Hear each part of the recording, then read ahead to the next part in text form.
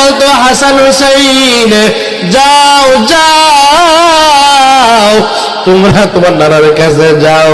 বলে মা নানা তো কবরের মধ্যে আছে, রওজা শরীফের ভিতরে আছে। হাদিসের মধ্যে আসছে, মুহাদ্দিসিনে কেরাম বলেন আল্লাহর পয়গম্বর কবরের ভিতর থেকে হাসান হুসাইনের সাথে কথা বলতেন। জোরে বলেন না সুবহানাল্লাহ। বাইরা আমার নবীকে বলো গো নবী আপনি আমাদের দিকে তাকান, আমাদের পেটটা না হাত পিতের সাথে লাগিয়ে গেছে। ওই দেখে আপনার সাহাবীদের কি কষ্ট হইতেছে। নবী আসমানের দিকে তাকায় আর বলে হে দয়ার মালিক আল্লাহ আমি এখন কি জবাব দেব।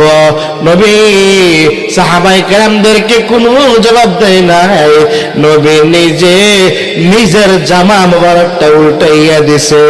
সাহাবায়ে কেরাম নজর করে তাকায় দেখে আমাদের পেটের মধ্যে পাথর একটা বাঁধারে, নবীর পেটের মধ্যে পাথর হইল 2টা।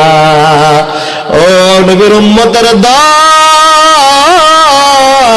নবীর কিন্তু অনেক আগে ক্ষুধার জ্বালা লাগছে।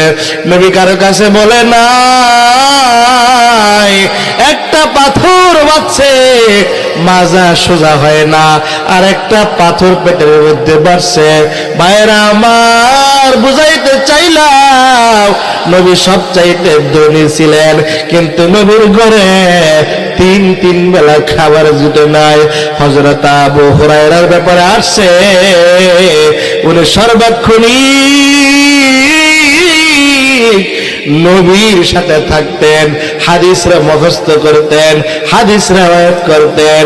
ক্ষুধার জ্বালায় উনি রাস্তার মধ্যে গড়াগড়ি করতেছে। এলাকার মানুষ ডাক দিয়া বলে